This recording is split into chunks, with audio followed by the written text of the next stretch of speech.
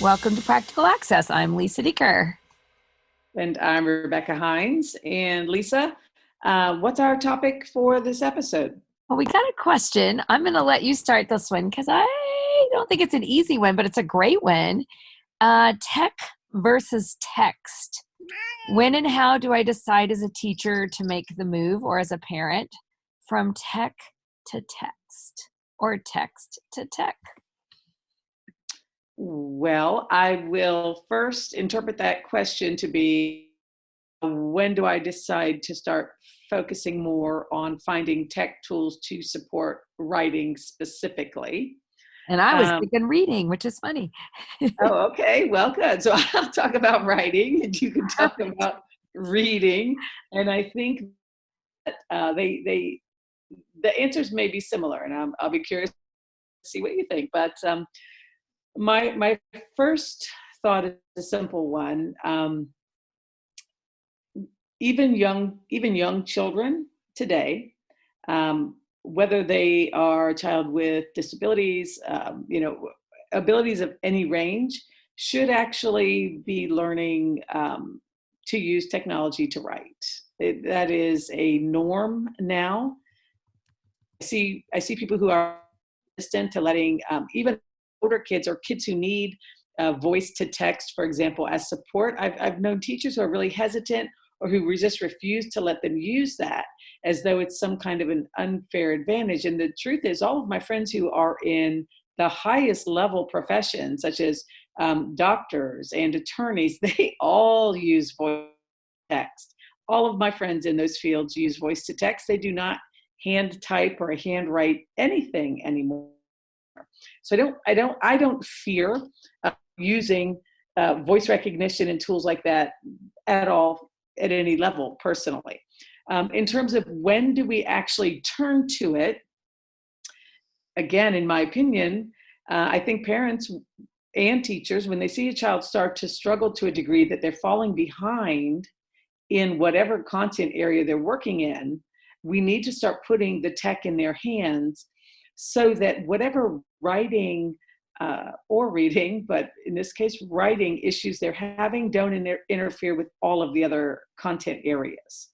So for me, rule number one would be to start looking at technology tools to increase word productivity in general. So if I see that a student starts to fall behind in producing work, and I suspect it's because he or she really struggles with writing, and everything I'm asking kids to do involves writing, then I'm going to start finding some tech to support that child, even if it's a pretty young child.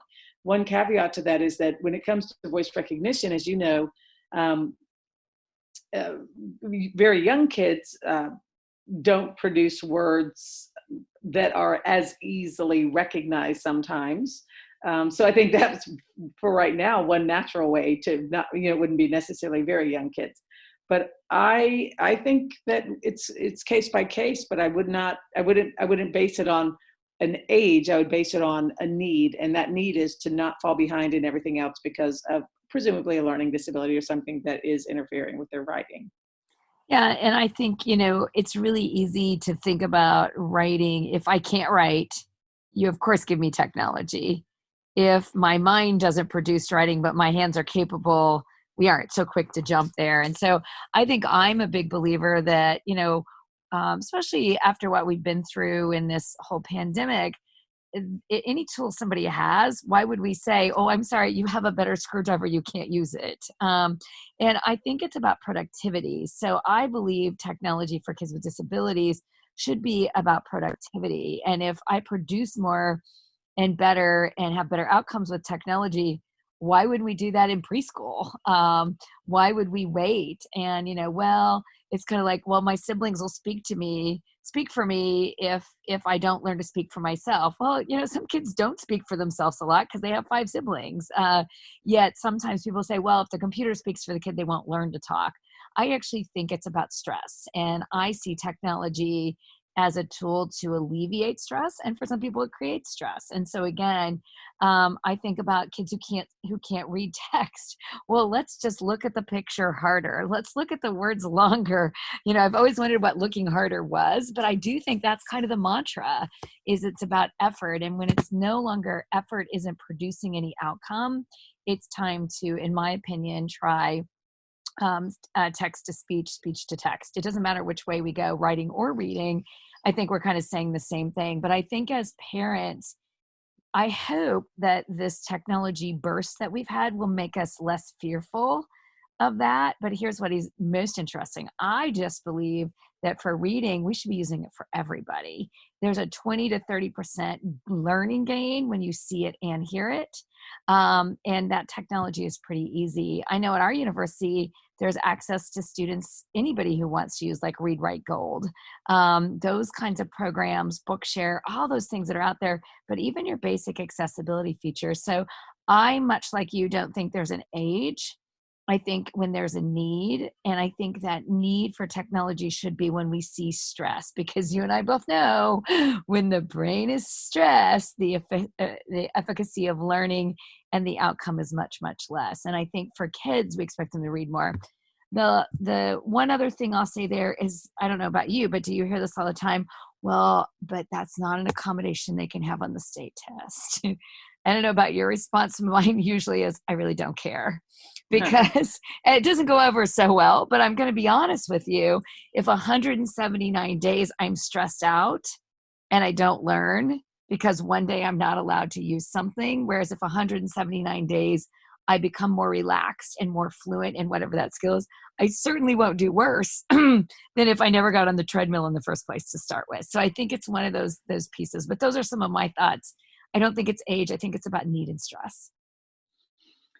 Well, you mentioned self-efficacy, and I think that's the direction that I'm thinking as well. I think one of the biggest problems to kids is they take that first spelling test in school, and up until they take that test, I'm speaking now, particularly kids with learning disabilities, for example, and they're cognitively just like their peers, but they take that first spelling test and they get all of them wrong except one, and they didn't even realize before then that they actually had a difference. And they're wondering, wow, I worked really hard and studied for this, and this, Lisa got 10 out of 10 and I got 1 out of 10. And so I work hard and I study again, and I take the next spelling test the next week, and I still only get 1 out of 10. But for Becky, but for you, that's pretty good. No, just kidding. Yeah, right. That's amazing. So I just began very early on to think that I'm not smart, and I always believed that I was. And now suddenly, when I compare myself to the student sitting next to me, and I'm like, Lisa doesn't even know very much. How could she get better than this test? And I do think that, at a young age, words, reading and writing them in particular, for kids with learning disabilities who struggle with words, I think that it causes that gap in confidence that actually puts them on the trajectory to not succeed to the degree, in some cases, that they're certainly able to. So I do think that preserving a student's confidence is the key in helping that student feel successful. And I'll put any tool that I can in his or her hands. I don't know if you remember, Lisa, but many years ago now, we had Steve Graham on our campus, who is an expert in writing. Yep. And this was even before some of these tools were as readily available as they are now. And I asked him specifically whether he thought speech to text was kind of was it still right in his mind as a writing expert? Is it still writing? Is it fair? And he really had to think about that, and because he wasn't really that familiar with speech to text, and he said that he said, I guess if I think about it, writing is a mental process. It's not a physical one. It's not how you put the words down. It's a thought process, and if we can remind ourselves of that, at least on the writing side, I think it gives us a little bit more freedom, and some people, it helps them feel a little bit better about that idea of, what is the goal of writing in the first place, and why wouldn't a tool be fine? In terms of reading, I always think about audiobooks. I love to read. A lot of us love to read, but there are times when I will listen to an audiobook because, frankly, it's not safe to, read while I'm driving, for Oh, come example. on, Becky. Um, Come on. Not you. You're pretty it does, multi-talented. look, I've done a lot of things, but I try not to do that one, Lisa. Yeah. Um, but it does, it doesn't mean that I enjoy the book more because I heard it. And in fact, I prefer to read it because there's other things that I can derive, in my mind, and I can invent the characters in my mind and even the narrator's voice in my mind. But access to that story when I need it. And so, or at least want it in that case. So it's, I think in some ways, this is just a philosophical argument at this point, but I don't even think it's going to be much of an argument Mm-mm. in the future because these tools, in my opinion, I think they're really going to become the norm. Well, and I think it's filling the gap. And then I'm going to go to one that I know you and I both have personal experience with, and one that we both know the research really supports. And, as we talk to parents and teachers, especially young teachers, not young in age, but young grade level, kindergarten, preschool, first grade, you got to think hard about the boys. Boys reading and writing skills just don't quite grow as fast as girls. And we know that from research. We're not just speaking from the parent of two boys who, again, both are great kids, but weren't the devourers of books in preschool. At least mine wasn't, or maybe he would say still today. Yet at the same time, the ability to learn information. And I think just remember as parents and as teachers, as kids move up grade levels, about fourth or fifth grade, it's no longer reading, learning to read, it's reading to learn. And so if we don't give that technology, especially to our boys who might be behind, and we know more and more boys end up in special ed than any other, group, we need to remember that that gap just keeps growing wider and wider if we don't use those tools. And so I think my gut would be both, is the student want it? If the student wants it, by golly, why wouldn't we let them use something that would help them learn?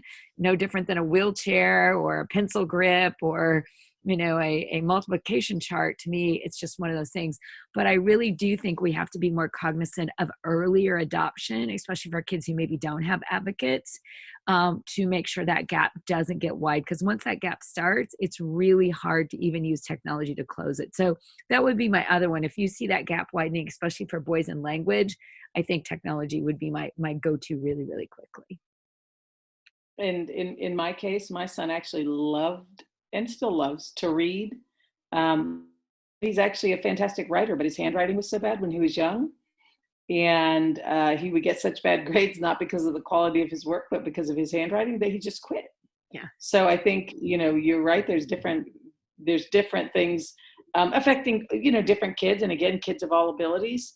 I would say, kind of as we're wrapping up, if I were a parent, and I am, and teacher these days, I would look for the features in the tools that my kids are already using. So Microsoft Word, for example, if that's a common tool that's used on computers in school and everywhere else, I'd be downloading that app to a phone that my child had access to, so that he or she could start learning to dictate right into that program. Mm-hmm. It's literally just a tap of the finger on a phone to use the Microsoft Word app and to use the voice to text. We've had doctoral students who have dictated entire dissertations because they were students with learning disabilities. So finding the right program, finding the easiest thing to use, and preferably finding one that is used in the school, just so that the students, if they do see the same format when they are on a computer in school versus at home, I would try to keep those things as familiar as possible. And I recommend using something, as basic as Microsoft Word. Yeah, and I guess I just don't want us also to forget those kids that are in the margins. So those kiddos that have limited hand movement, limited eye gaze. Don't be shy in reaching out to your accessibility centers in your communities, or reaching out to those in your schools and finding out what assistive tech is out there, because I think it is about access. So I think we both would agree we like technology. We like kids making choices. So you put those two together. And if you feel like your student or your child is ready to use it, we encourage you to think in that direction. So thank you for joining us. And one last thought there, Becky. I did. I did want to share, since you mentioned those kids with other more significant, possibly disabilities, whether they're using eye gaze, whether they have very limited mobility. Dragon Dictation is, that is an app that is super simple to use. It's literally one big button to push. So I agree 100% that if your student doesn't have the fine motor skills to use something like Microsoft Word, because the buttons are a little bit smaller and it's a different visual design, Dragon Dictation is an easy one. All right. Well, so those are our thoughts. Keep sending us questions at Access Practical on Twitter. Thank you.